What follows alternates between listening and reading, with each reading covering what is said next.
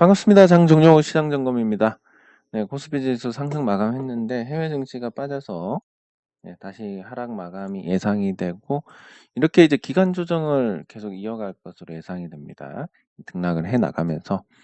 근데 이제 지금 물가 상승률에 대해서 8.2%가 나왔는데 물가 상단이 더 높아질 것이다. 낮아질 것이다. 낮아질 것이라고 얘기하는 사람은 거의 한 명도 없는데 네, 이론적으로 이제 인구 구조가 고령화가 되는 시기에 이 정도 물가를 잡으려면 7% 정도 돼야 됩니다. 근데 이 물가라는 게 지금 러우 전쟁이라는 특수한 요인이 포함되어 있고, 네, 그리고 공급망 문제라는 건 이제 1, 2년 지나면 해소가 되기 때문에 이런 부분들을 포함을 했을 때 8.2%가 조금 과장된 부분이 있다. 그래서 굳이 뭐 7%까지 오를 필요가 있겠냐. 현재는 4.5%인데 또 CPI가 예상보다 조금 더 높게 나오면서 상단이 5%로 이렇게 또 높아지는 이런 모습입니다. 근데 이게 뭐 크게 의미는 없습니다. 상황이 또 언제 어떻게 달라질지 모르기 때문에 만약에 어느 시점이 돼서 물가가 아주 낮게 나온다면 시장은 금방 돌아서게 될 것이고 그런 날이 다가오고 있다라고 저는 보고 있습니다. 왜냐하면 어쨌든 이게 전년 대비이기 때문에 작년 4월부터 물가가 좀 꺾일 거라고 봤던 부분들이 꺾이지 않았기 때문에 그래서 여기 보시면 미국이 이제 본격적으로 물가 상승을 한 게 작년 11월입니다. 6.8%가 올랐습니다. 작년 11월에. 네, 그래서 올해 11월이 되면 그리고 10월에도 6.2%가 올랐기 때문에 전년 6.2%가 오르고 그 다음 연도에 8%대가 오른다? 이건 좀 힘들지 않을까? 이렇게 보고 있습니다. 네, 그래서 이 기저효과로 인해서 다소 좀 정리가 되는 방향이 되지 않을까 그렇게 보고 있습니다. 그래서 물가가 11월부터는 기저효과가 사라짐에 따라서 꺾일 것이고 이렇게 가다가 이제 전년 대비 9.1%가 상승한 내년 6월 정도가 되면 이게 대략 한 4% 정도로 내려오지 않을까 기저효과가 크니까 이렇게 되면 이제 상반기 중으로 물가가 어쨌든 수치적으로는 안정이 되면서 시장도 안정이 될 가능성이 크다 이렇게 보고 있습니다. 네, 그래서 지금은 주식을 사야 될 때가 맞고 다만 이제 유동성이 풍부해가지고 금방 V자로 반등하는 시기는 아니니까 이런 기간 조정 내에서 천천히 담아가는 담았는데 떨어지면 더 담고 떨어지면 더 담고 이렇게 분할로 가고 오르면 팔고 다시 기다리고 뭐 이런 대응을 통해서 이 비중 조절이라고 합니다. 이 비중 조절을 통해서 이 주식수를 돈을 투입하지 않고 늘리는 거 좋은 종목에 대한 주식수 지금 대응할 수 있는 최선이다. 이렇게 정리를 할 수 있습니다. 네, 그리고 댓글 확인하도록 하겠습니다.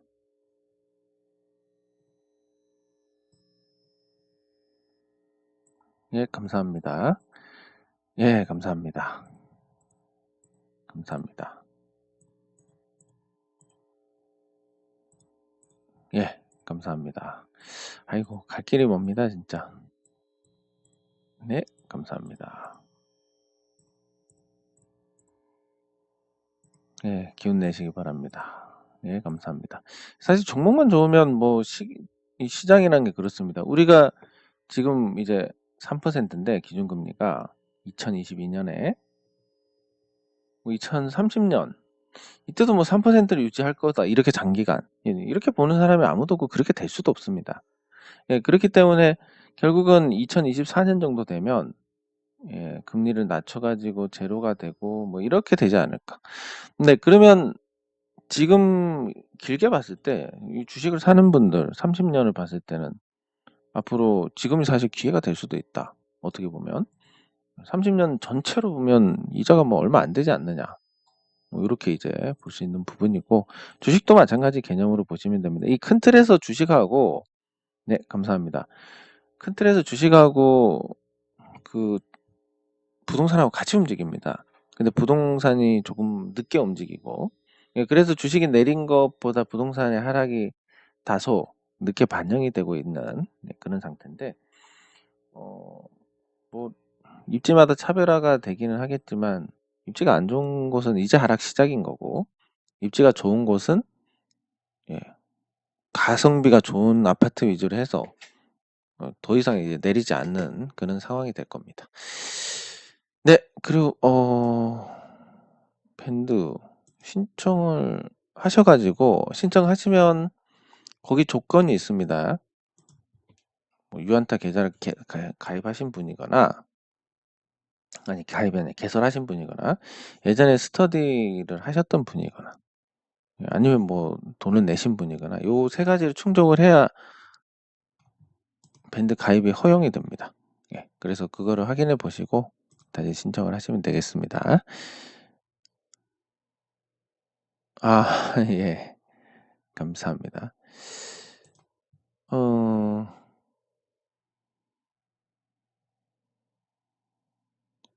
네, 맞습니다. 구구절절 맞는 말씀이고, 저는 그러니까 그 부분에서 사실 조금 미흡했다라고 생각을 합니다. 뭐냐면 이제 그 정영진 부회장이 사실상 오는데 이제 정치적인 발언을 하더라.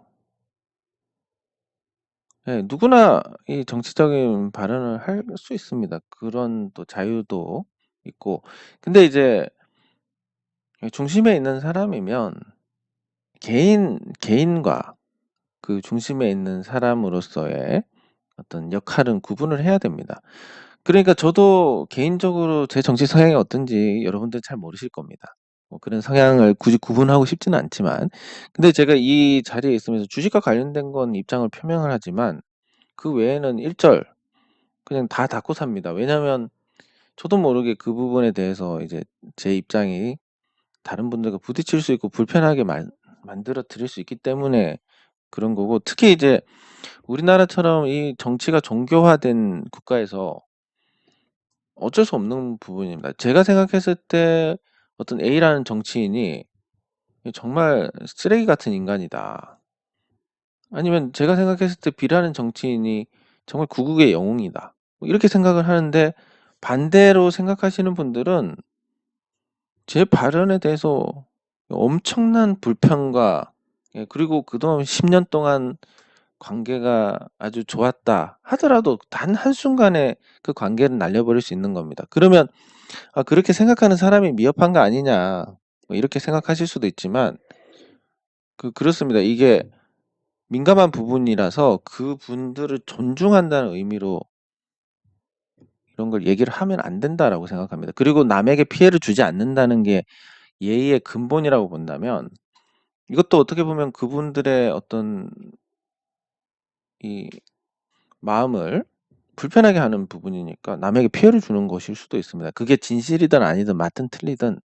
예, 그래서 이제 개인적으로 뭔가 아무도 모르는 데서 발언하는 거야 무슨 문제가 되겠냐면은, 이제 다양한 사람들과 함께 뭔가를 만들어가는 사람들, 기업의 총수라고 하면 이 수많은 직원들이 있을 텐데, 그리고 고객들도 있을 테고, 그 정치적인 발언으로 이게 쪼개진다라고 하면 사실 옳지 않은 거라고 생각을 합니다. 뭐 개인이야 뭐 어떻게 된다. 개인으로서 발언은 어떻게 하든 말든. 근데 그 개인으로서 했다고 하더라도 그 개인이 그런 발언을 하면 주목을 안 받을 텐데, 이 이마트 부회장이다 보니까 그런 발언들이 주목을 받는다. 그러면 사실 개인적인 발언을 했다 하더라도 개인적인 발언이 아닌 겁니다. 근데 그런 부분에서 이제 계속 좀 고집을 부리길래 이거를 가지고 이제 그 다른 사업에 대한 부분에 영향을 미칠 거라고 생각을 했었어야 되는데, 정치적인 발언을 저렇게 경솔하게 하니까 사업도 잘 읽어내서 돈이 된다 안 된다라고 구분하기보다는 지가 하고 싶은 거 할 수도 있겠구나 이렇게 생각을 했어야 되는데, 제가 그거를 좀 놓친 게 제 미스고, 여기에 말씀하신 이 부분이 그 내용이라고 생각을 합니다.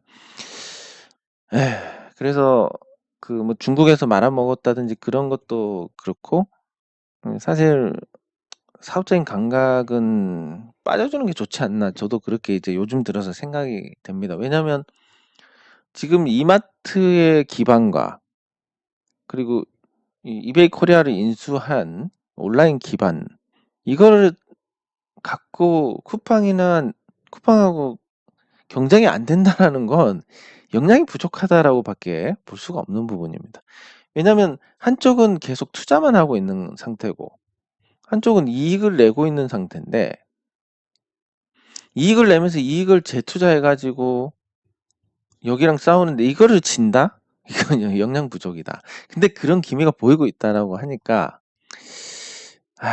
조금 아쉬운 부분입니다. 다만 이제 제 경험적으로 이거 어떻게 보면 이제 이게 우리가 표현하자면 이 투자의 실패다라고 표현할 수 있습니다. 이마트는 현재 평가받을 생각이 없기 때문에 뭐 지금도 실패다 이렇게 단정 짓기는 조금 곤란할 수도 있지만 요 말씀하신 내용들에 대한 부분을 간과를 했기 때문에 그러면 투자에 고려할 요소가 변경이 된 겁니다.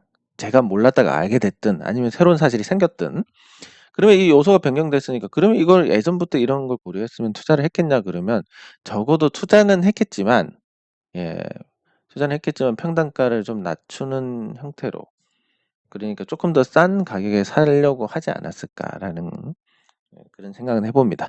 그래서 이 실패를 인정하고 했을 때 그나마 이제 요 저평가주들의 장점인 것은 어떻게든 뭐 재평가를 받아서 본전은 주더라. 시간이 걸리고 그 기회비용은 날리겠지만 예, 그리고 제가 뭐 그렇게 딱히 주식 투자를 잘하는 사람은 아니기 때문에 그 기회비용이 날아간다 하더라도 오히려 다른 종목에 들어가서 깨질 수도 있는 부분이라서 예, 그건 역시 예, 그렇게 손해는 아니다. 이렇게 봤을 때 적정 평가를 받을 때까지 기다리는 게 맞지 않을까 생각을 합니다. 예, 감사합니다. 예, 근데 굉장히 좋은 지적을 해주셨고, 그러니까 저런 실수를 하기 전에 이런 사업적인 실수를 하기 전에 정치적인 발언을 했을 때 조금 캐치를 했으면 좋지 않았을까. 그런 부분을 좀 우려를 했으면 좋지 않았을까. 예, 하는 생각을 해봅니다. 네, 그럼 이제 매일매일 보는 종목들 한 번씩 살펴보도록 하겠습니다. 예, 지난 주말에 일제히 반등했는데 이 반대 매매 같은 경우는 계속 줄어들고 있습니다. 그 보시면 이제 신용 잔고가 꽤 많이 줄었습니다. 네, 16조 원대까지 떨어졌습니다. 25조에서. 그러면 이제 이 추이를 보면 이 기간 코로나 때 폭락할 때 기간을 보면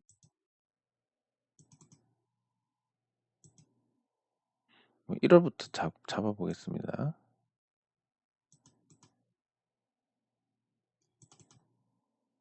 한 4월이니까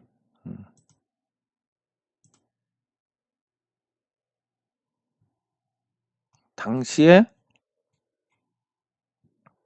신용융자가 10조 원 정도를 찍다가 10조 원대를 찍다가 폭락하면서 이제 6조 원대로 확 줄었습니다. 이 당시에 보면.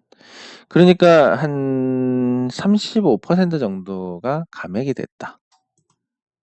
35%고 그리고 이게 한창 때 25조에서 지금 16조가 됐으면 9조 원이니까 25 중에서 9조라고 하면 거의 그 정도 비율이 됩니다. 그러니까 비율만 놓고 본다면 코로나19 때 폭락만큼 신용잔고가 이제 털렸다라는 그런 계산이 나옵니다. 그러면 그때보다 절대 수치는 많이 높지 않느냐? 고객 예탁금도 늘었고 CMA 잔고도 늘었기 때문에 그 정도 비율로 늘어난 거는 고려할 요소가 아니고 그러면 신용잔고가 이제는 바닥을 드러냈다. 그럼 적어도 내 사정 때문에 팔 사람들은 많이 줄었다라는 겁니다. 거기에 대한 반응이 이제 이 중소형주들이 일제히 반등을 했다는 거. 네, 그래서 중소형주들 중에서 낙폭이 컸던 종목들의 반등폭이 꽤 많이 나왔습니다. 그리고 대형주 중에서도 낙폭이 컸던 종목들이 많이 나왔는데 대표적으로 이제 카카오가 기술적인 반등이 나왔고 이때 하필 데이터 센터 화재로 인해서 카카오가 덕이 먹통이 되고 서비스가 거의 한 1일 정도 서비스가 안 되면서 문제가 생겼습니다. 근데 이 문제에 대한 이제 사람들의 대표적인 반응은 이겁니다. 회사 쪽에서 잘 헤쳐먹더니 왜 데이터 센터는 예, 서버는 안 쪼개놨냐. 뭐 요런 비아냥. 그러니까 카카오의 이미지가 지금 굉장히 안 좋은 상태다.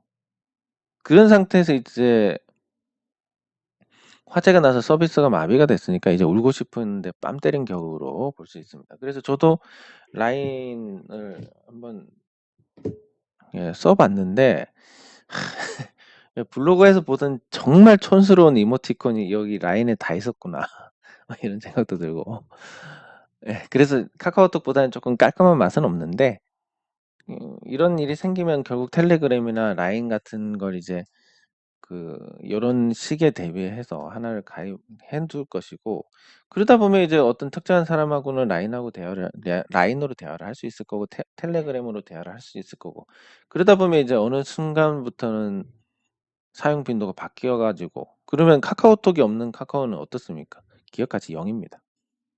자산이 좀 남아있지 않느냐? 어떻게 유지하고 그 인력을 지금 인력들 유지하고 이런 거면 지금 당장 사업을 접을 수도 없으니까 사용자들이 빠져나가는 순간 가치 0이 됩니다. 그래서 이 회사의 적정 주가가 얼마냐 그러면 현재로서는 여기서 한 3분의 1 정도 감액된 수준? 그러면 한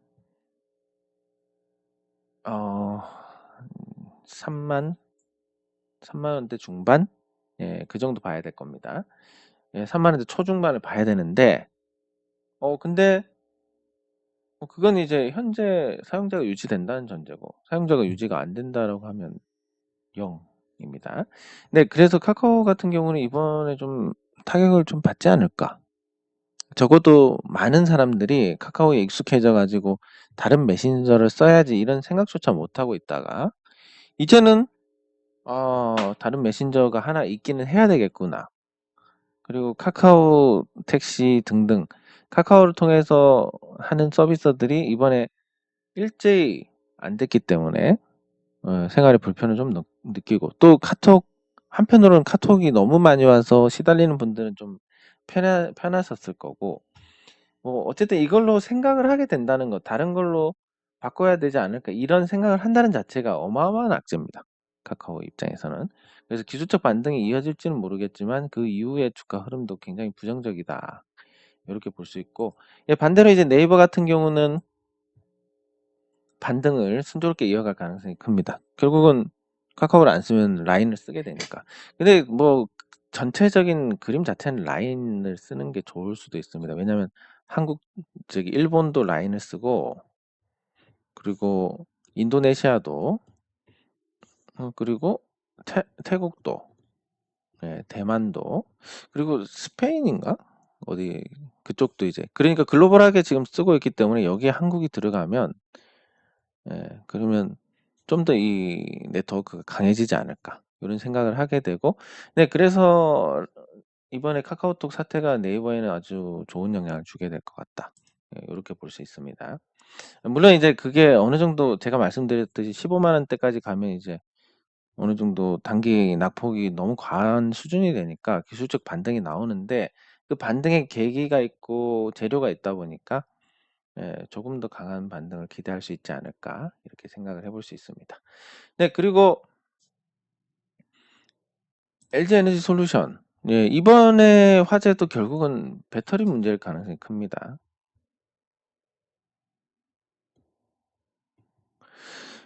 그래서 이 배터리일 가능성이 크기 때문에 계속 이렇게 불이 난다, 계속 충당금을 쌓아야 되는 상황이 된다, 이럴 수가 있습니다. 그래서 과연 지금의 주가가 추가적으로 올라갈 수 있을까에 대한 부분은 굉장히 회의적이다. 돈만 있으면 진짜 선물 매도 때리고 싶은데 돈이 없다. 그게 이제 여기서 말씀드리는 취지가 이겁니다. 이 순리. 저는 이제 과거에 투자를 할 때 제가 재수가 없는 놈이다 보니까 무리해서 뭔가 투자를 해서 잘 된 경우가 없습니다. 뭐 빚을 내서 투자를 했다. 뭐 버텨가지고 뭐 본전에 팔았더니 날아간다든지 아니면 뭐 신용 같은 거 썼다. 꼼짝 없습니다. 심리가 취약해가지고. 네, 그래서 이 순리대로 가야 된다라는 게 뭐냐면 제가 만약에 이건 너무 확실하다. 돈 빌려서라도 투자해야지. 그래서 돈을 빌려가지고 그러니까 선물 매도를 합니다. 근데 여기서 더 올라가면 어떻게 됩니까? 제 돈이고 뭐 안 써도 안 써도 될 돈이고 그리고 뭐 이 정도는 할 수 없지라고 잊어버릴 수 있는 돈이면 그러면 뭐 큰 문제가 없겠지만 이렇게 빚을 내서 투자를 했다 그러면 잠깐만 흔들어도 저는 저기서 끝나게 됩니다. 그러니까 방향을 맞춘다 하더라도 돈을 못 법니다. 심리가 취약해서 잠깐만 흔들어도 못 벌게 되고 그러면 맞춰도 못 봅니다. 근데 틀리면 어떻게 됩니까? 빠개집니다. 그러니까 이러든 저러든 순리대로 하지 않는 투자는 결국 손실을 볼 수밖에 없다. 방향이 틀려서 손실을 보든 아니면 흔들림에 그냥 흔들려가지고 손실을 보든 결국 손실이다. 이런 부분들을 쉽게 깨칠 수 있습니다. 근데 제일 문제가 뭐냐면 자기 객관화가 안 된다. 그래서 여러분들 사실 저는 주식 투자로 치면 뭐 특출난 부분이 하나도 없습니다. 그동안 22년 그리고 예전에 어릴 때부터 경제 신문 본 거 생각하면 그게 초등학교 3학년이니까 거의 한 32년을 주식 투자 관련해서 공부를 했지만 제가 생각했을 때 사실 냉정하게 제 주식 투자 실력은 중간도 안 되지 않을까. 그러면 잘하는 분들이 간혹 계실 텐데 그분들은 뭐 사업하시면서 감각이 나름 발달하고 이 돈 없어도 되는 돈이고 그리고 어떤 경우를 따져봐도 지금 이 주식을 사놓으면 나중에는 이거보다 나은 상태가 있겠구나. 딱 그겁니다. 거기에 맞춰서 투자하시는 분들 성과가 좋고 그렇게 또 성과 잘 내시고 저는 이제 거기에도 채 미치지 못하는 존재다. 그러면 이제 그렇습니다. 저보다 잘하시고 뭐 그런 분들 계시겠지만 자, 이 첫 번째로 없다. 아무것도 없다.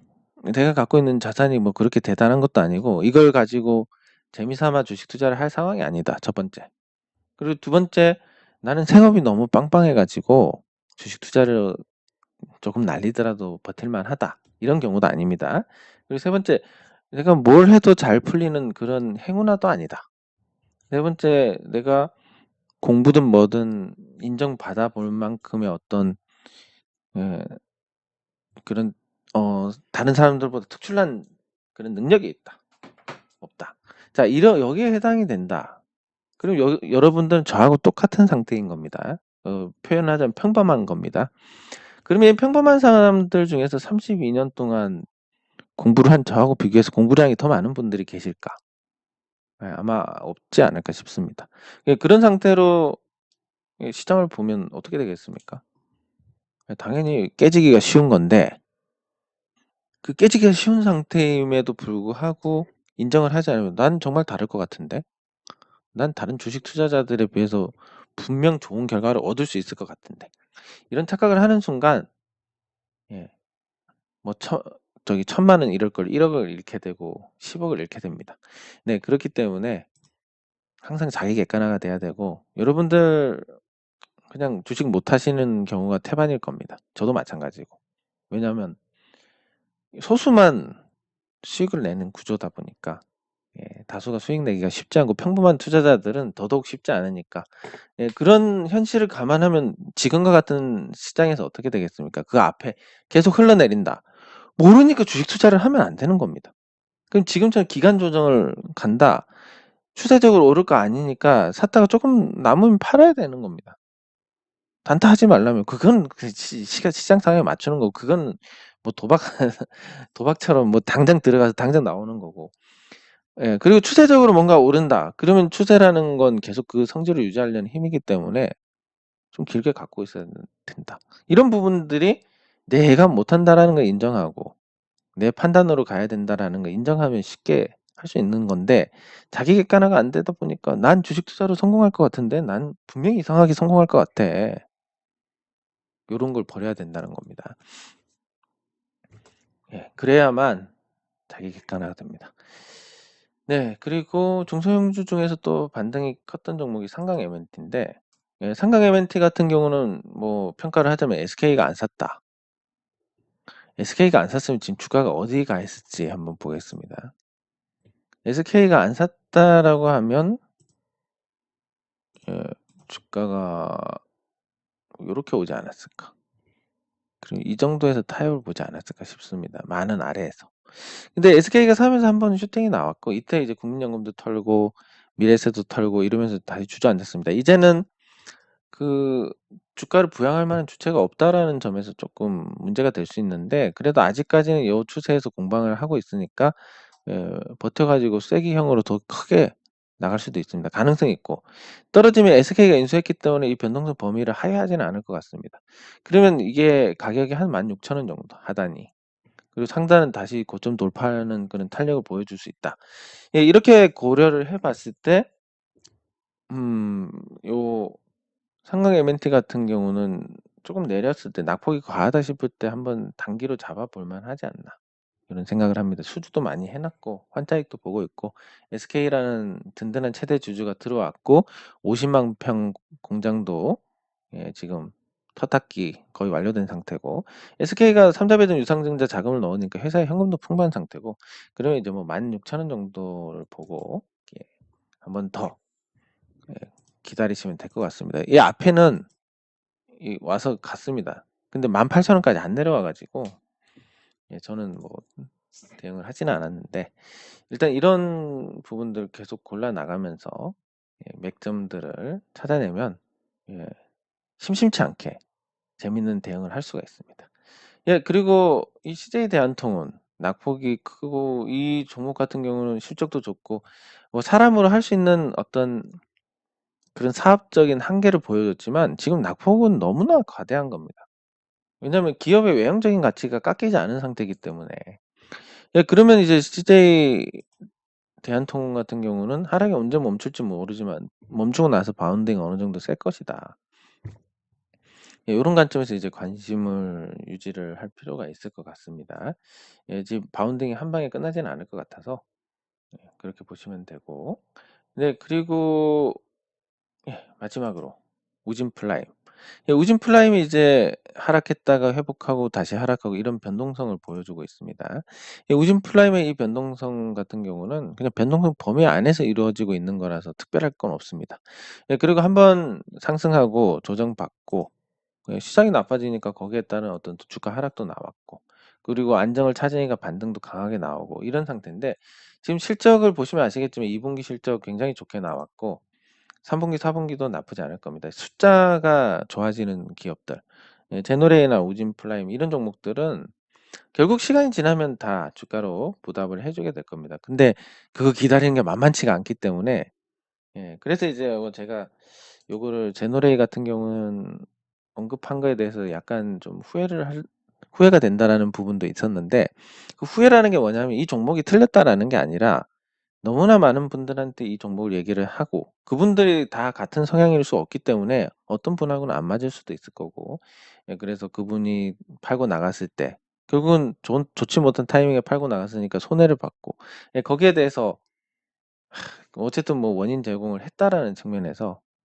예, 조금 마음이 불편하다 뭐 이런 정도인데 예, 그래도 이 기업들 지금 말씀드린 이런 기업들은 예, 경쟁 구도도 완화돼 있고 실적도 꾸준하게 나고 그리고 거기에 비해서 주가도 뭐 저평가되어 있고 예, 그렇기 때문에 예, 너무 염려하지 않으셔도 될 겁니다. 시장이 안정을 찾으면 예, 금방 좋아질 종목들이고 그리고 언제 안정을 찾느냐 모르겠지만 뭐 1년 이상 하락했기 때문에 올해는 안 걸릴 것 같습니다.